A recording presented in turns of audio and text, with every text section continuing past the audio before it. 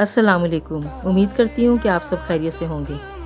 ایک امریکی سائنسدان ہیں ڈاکٹر ایلیس سلور، جس نے اپنی کتاب میں تہلکہ خیز دعویٰ کیا ہے کہ انسان اس سیارے یعنی کہ زمین کا اصل رہائشی نہیں ہے، بلکہ اسے کسی دوسرے سیارے پر تخلیق کیا گیا اور اسے کسی وجہ سے اس کے اصل سیارے سے اس کے موجودہ رہائشی سیارے زمین پر پھینک دیا گیا۔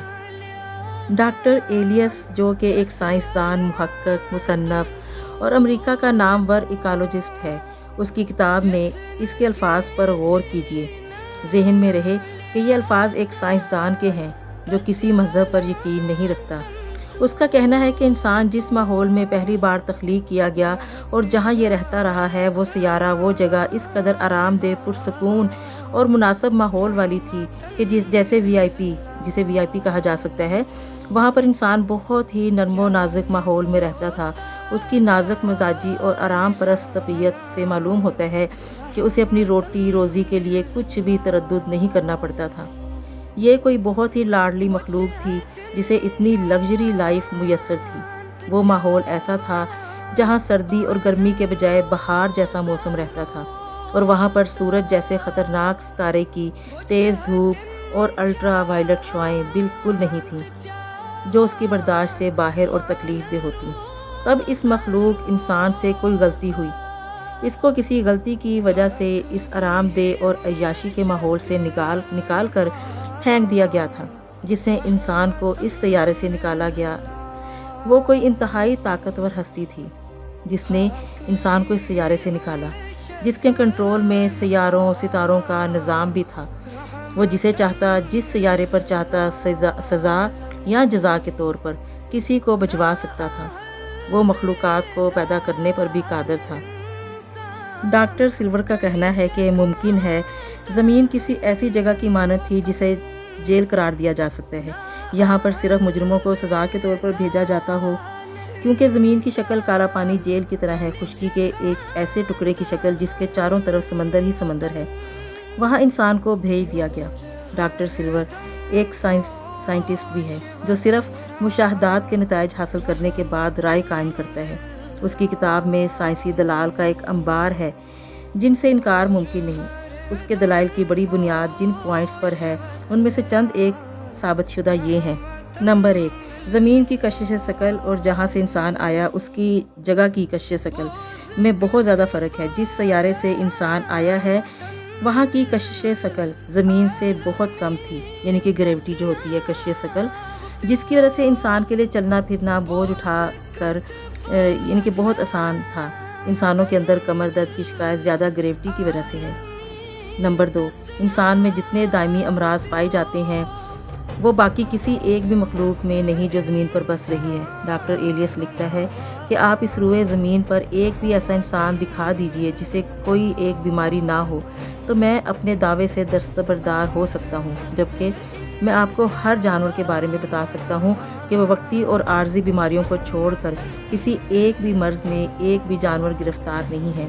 نمبر 3، ایک بھی انسان زیادہ دیر تک دھوپ میں بیٹھنا برداشت نہیں کر سکتا، بلکہ کچھ ہی دیر بعد اس کو چکر آنے لگتے ہیں اور سن سٹروک کا شکار ہو سکتا ہے، جبکہ جانوروں میں ایسا کوئی ایشو نہیں ہے۔ مہینوں دھوپ میں رہنے کے باوجود جانور نہ تو کسی جلدی بیماری کا شکار ہوتے ہیں اور نہ ہی کسی اور طرح کے مرض میں مبتلا ہوتے ہیں جس کا تعلق سورج کی تیز شعاؤں یا دھوپ سے ہو۔ نمبر 4، ہر انسان یہی محسوس کرتا ہے اور ہر وقت اسے احساس رہتا ہے کہ اس کا گھر اس سیارے پر نہیں۔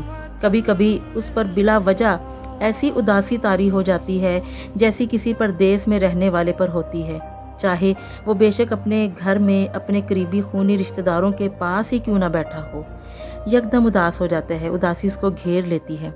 نمبر 5، زمین پر رہنے والی تمام مخلوقات کا ٹمپریچر آٹومیٹک طریقے سے ہر سیکنڈ بعد ریگولیٹ ہوتا رہتا ہے، یعنی اگر سخت اور تیز دھوپ ہے تو ان کا جسم کا درجہ حرارت خود کار طریقے سے ریگولیٹ ہو جائے گا، لیکن جبکہ اس وقت اگر بادل آ جاتے ہیں تو ان کا جسم کا ٹمپریچر سائے کے مطابق ہو جائے گا، جبکہ انسان کا ایسا کوئی سسٹم نہیں، بلکہ انسان بدلتے موسم اور ماحول کے ساتھ بیمار ہونے لگ جائے گا۔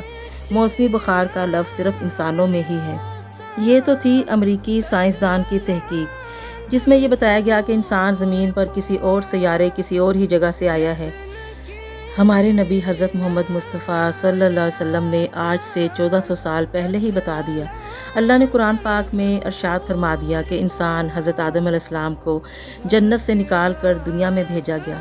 لیکن اگلی بات بہت اہم ہے جس کا امریکی سائنسدان نے اپنے ریسرچ میں ذکر نہیں کیا، کہ انسان جس دنیا میں بھیجا گیا ہے، جس مٹی میں آیا، اسے اسی مٹی سے بنایا گیا ہے، اور اسی دنیا، یہ جو دنیا ہے جس میں انسان کو بھیجا گیا، اس دنیا کی خلافت بھی انسان ہی کو سونپی گئی۔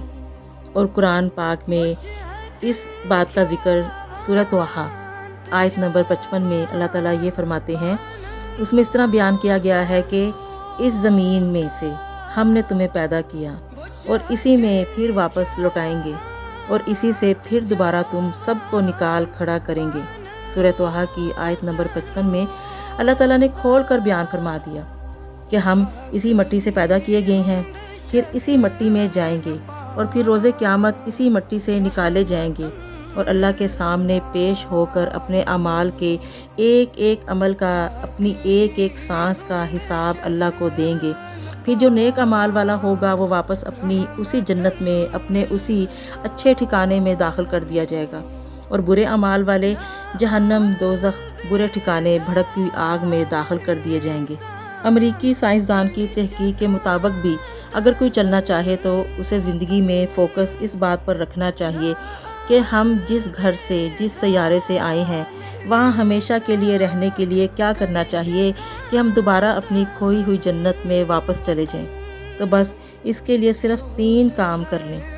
آپ کے کرنے کے صرف 3 کام ہیں، جنت واپس مل جائے گی، آپ کو اپنا ٹھکانہ واپس مل جائے گا۔ نمبر 1، عبادت خدا کی، صرف اور صرف اللہ کی عبادت کی جائے۔ نمبر 2، اطاعت رسول پاک حضرت محمد مصطفیٰ صلی اللہ علیہ وسلم کی، اپنی زندگی کو ان کے طریقے، ان کی اطاعت پر ڈھال دیں۔ اور نمبر 3، خدمت مخلوق کی۔ آپ کی رگوں میں، آپ کو ہر وقت آپ کا یہ جذبہ، آپ ہر گھڑی یہی ہو کہ میری ذات سے جتنا بھی مخلوق کو فائدہ پہنچ جائے، جتنی بھی اللہ کے بندوں کی، اللہ کی مخلوق کی میں خدمت کر لوں کم ہے۔ بس جب یہ 3 کام ہوں گے، اللہ کی عبادت، حضرت محمد مصطفیٰ صلی اللہ علیہ وسلم کی اطاعت اور مخلوق کی خدمت، تو جنت ہی آپ کا ٹھکانہ ہوگا، اور ہمیشہ کے لیے پرسکون خوبصورت ٹھکانہ ہوگا۔ اللہ ہم سب کو اپنے اصلی ٹھکانے جنت الفردوس کی طرف لوٹائے، اور وہاں ہمیشہ کے لیے رہنا نصیب فرمائے، آمین۔